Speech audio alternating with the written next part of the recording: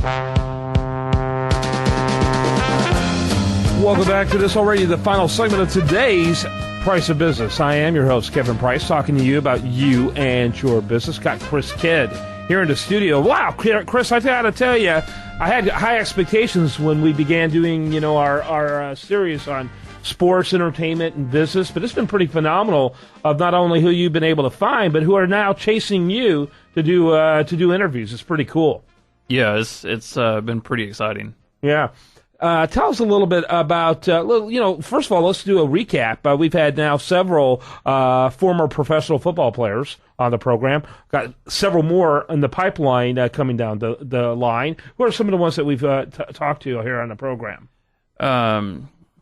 Goodness, I know there was Keon Carpenter, who played for the Atlanta Falcons, has an amazing charity organization that he runs now. There's Jordan Black, who lives here in Houston. He was in the studio with us. Phenomenal guy. Cool guy. Super smart.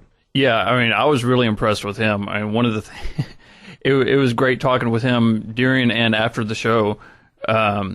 But I mean, it goes to show you that a lot of, not all professional athletes are the guys that go out and go crazy. He had a pretty good head on his shoulders. I mean, I was really blown away with his story about living in, I think he said he spent $300 a month on his apartment his first year in the NFL, which was really, really surprising to me, and that said a lot. It does. It does say a lot, and he seemed very humble. Yeah, very humble, really low key, great guy.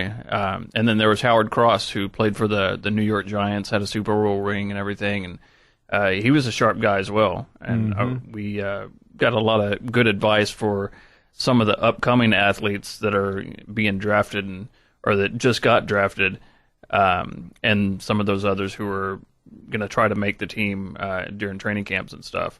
I want to talk to you in a minute about the draft and what your thoughts were about the draft. But, we also talked to some of the lawyers that are play a huge role, sometimes good, bad, and ugly. But the ones we were talking to seem like good guys in helping these athletes stay in their best stead. Talk a little bit about that. Yeah, I was really impressed with David Pessin. He represents a lot of high-level sports athletes in different many sports, and does a lot of kind of wealth protection, helps them protect their assets. And we actually may have him coming back on again here somewhere coming up. That's something that we've been talking about, and he had some great advice as well. One of his clients that he's worked with before, I remember him talking about Sam Cassell, and Sam, maybe that was interesting. Yeah, maybe we'll have Sam in here as well. Yeah. I liked some of the things that Sam teaches some of the younger NBA players now. A lot of good advice there. Yeah, he was a big part of that those two world championships. Yeah, I was really hoping we were going to get there really this year. Hot when it mattered. He was. He was kind of not the most extraordinary player, but all of a sudden when it was clutch time, he helped develop that clutch city reputation. And certainly in the playoffs, man, that guy showed up for playoffs. Yeah, him and Robert Horry. I mean, those guys hit some of Robert Horry. I think shots. Has more world championship rings than anyone in the history of NBA. I think you're right, and I definitely think that he's got more than Michael Jordan, which is like. He's like my NBA hero of all time, but he's most people's NBA hero. I think he's pretty amazing. Yeah, absolutely. And Robert Horry was always the best sixth man. Yeah, that he wasn't the superstar, but boy, you look. I think 3 franchises got rings, and I think 2 of them, if not 3 of them, got multiple rings. Him playing with those franchises. Yeah, that's a pretty significant sixth man. And he 7 rings. Does anyone else have 7 rings? No, I don't think so. Maybe Bill Russell, maybe, or nope. Not even him. No, that's unbelievable. Maybe as a coach. Yeah, and he was incredible for those, seconds left and buzzer shots, and sure enough, there's another 3 points. And they win by 1. Incredible. 11. Bill Russell. Bill Russell's 11. Yeah, I was going to say there may have been a couple more, but he's among the most. I mean, it's just incredible. I certainly don't think anybody has as many championship rings with as many teams. That's for sure. Yeah, but how many teams did Bill Russell play on? Yeah. That solves that problem, right? Back then, there was a little bit of loyalty back in the day, right? And both by players and by teams. But real quickly, Sigmund, go ahead and turn on your mic. Go ahead and name off the top five. Okay, Bill Russell, far and away, he's got 11 championships, all with the Celtics. There's not even close to being a question the Celtics were the best team of all time when you look at this list. Bill Russell, Sam Jones, Tom Heinsohn, Casey Jones, Tom Satch Sanders, John Havlicek, Jim Loskadov. I'm sorry, I'm not a big... What's interesting about most of those guys, with the exception of Russell, almost all of them are 6 men.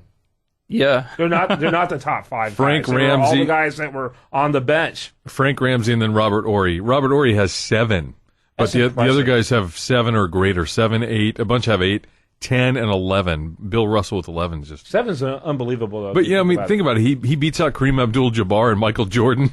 Yeah, absolutely. So let's talk a little bit about the big event that happened on Thursday.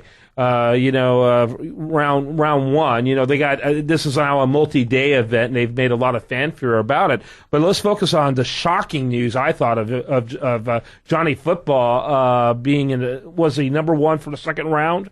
Is that what he ended up landing? He with ended the Cleveland up Browns? number 22 with Cleveland. Was that the second round though? No, it was the first round, but it was 22, 22nd overall pick. Wow. And there was a lot of talk of him being drafted possibly number 1, and I kind of felt bad for the guy having to wait around that long. But I mean, he's getting paid anyway, and he's got the endorsement, so don't feel bad for him for that. No, he did it to himself though, because he's going around doing that little money thing, and he I'm sure his people around him were telling him this is the way you got to play it. This is the way you got to play it. Didn't work out. Yeah, I thought he was remarkably immature, to be perfectly honest with you. And it's okay to be that immature, but you don't demonstrate it. Demonstrate it with your buddies, with the doors closed. You don't do the little money stuff in people's faces. And I'm very concerned, and he's incredibly fun to watch. Maybe the funnest college football player I've ever seen, and I love his confidence. Just off the chart. You got to love those things, admire those things about him. But who with that style of football has succeeded on the NFL level? Yeah, that's a pretty good question. That's the question that led him being Cleveland Browns choice down in the 20-somethings. And I'm a big Cowboys fan, and I was very surprised that they didn't pick him up, mostly because I think he would have been a really good fit as a backup to Tony Romo and something to build upon when, if something happens to Romo, or if, when he finally retires, because and he's getting old enough to their ask that playing question. style is very similar. So I thought he would have been a good pick, but I do think that they probably did the smart thing by going with an offensive lineman. I think that will probably help a lot more right now. And I certainly am happy with the Texans pick. I think we're going to have a deadly defense. I think people are going to come in and they're going to be scared to death. Quarterbacks are going to have nightmares. There's no way you can block every one of those guys. I mean, you got Cushing in the middle, and you got JJ on one side and Clowney on the other. It's going to be a nightmare for opposing offenses. When I saw Clayton, right? Which one? Clowney? Clayton, yeah. When I saw him as a freshman, I said, that guy could play in the NFL today. Yeah. As a freshman, I said that. That guy was like a freight train. I've never seen such velocity. Watch out for his work ethic, though. Supposed to be off the chart. He's supposed to be one of the most disciplined players they've seen. Clowney? Yeah. Can you imagine people wearing Clowney on the back of their, the jersey? Oh, I see. Clowney? I don't know, man. Yeah. I'm told he's got, got one of the most disciplined work ethics. He should have a 10-year-plus career. That's what they're telling me because of that work ethic. I hope you're right. He's definitely got some good guys around him that will hold him accountable and teach him J.J. Watt. Even step up his J.J. Watt. You talk about a J.J. work Watt ethic. called him yesterday and said, "I hope you're ready," or on Thursday rather. I hope you're ready to work. Welcome to the team. Hope you're ready to work. There's no question about it. It's going to be dynamite. Chris Kidd, he's dynamite too. I love having him on the show. ChrisKidd.com. That's KIDD. ChrisKidd.com. Great stuff. Good to be here. Looking forward to more great interviews. I'm Kevin Price. You've been listening to The Price of Business. Our best content here shows up over there at usdailyreview.com. Stay tuned for more great program right after this.